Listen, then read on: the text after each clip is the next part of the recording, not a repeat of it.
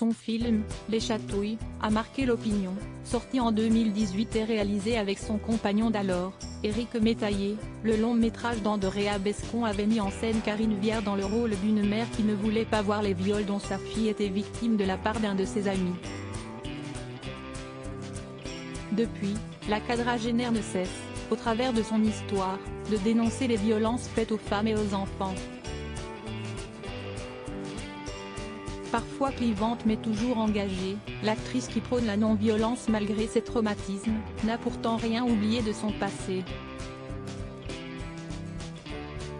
Et tient des mots très durs en interview envers celui qui lui a infligé ses souffrances et contre qui elle fantasme de se venger. Tout comme le personnage principal de son premier roman, inspiré de sa grand-mère. J'ai fantasmé un nombre illimité de fois la façon dont je pouvais tuer cet homme qui m'a violée à 9 ans. J'ai tout fait, je l'ai éviscéré, dépecé. Dans la réalité, je pourrais le faire en 2 secondes et demie, comme ça, les doigts plantés dans les yeux. Sauf que la violence, si estie de la fainéantise, explique-t-elle notamment dans une interview au magazine Paris Match en kiosque ce jeudi 5 janvier.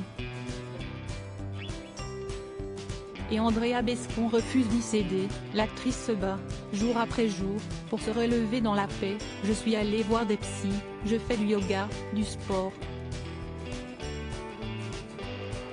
Mais j'en ai marre qu'on trouve toujours des excuses aux agresseurs et qu'on puisse lire encore ivre, il tue sa femme. Personnellement, je pourrais boire 4 bouteilles de rhum, je ne tuerai jamais personne, assène-t-elle avec franchise et combativité.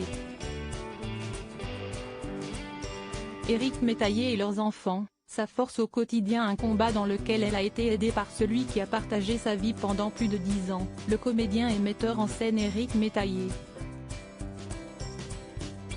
Récemment séparés, tous les deux continuent d'ailleurs de travailler ensemble sur leur projet.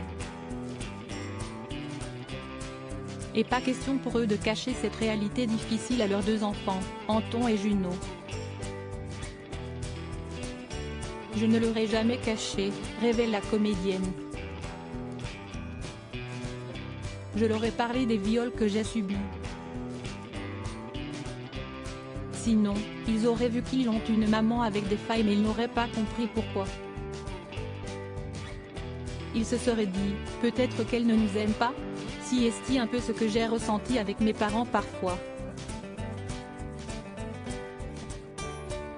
Une prise de parole en toute franchise de celle qui reconnaît parfois avoir été débile de crier auprès de ses enfants et qui n'a pas honte qu'ils sachent que leur maman n'est pas parfaite, qu'elle a un truc pété pour la vie. Mais ces 2 bambins, elle en est surtout très fière. Je me dis qu'on a bien travaillé avec leur père, car, tout à coup, ils bondissent lorsque le héros embrasse une femme sans son consentement. Anton et Juno me disent mais ce n'est pas normal ce qu'il fait là. Et ces gestes, décrit-elle.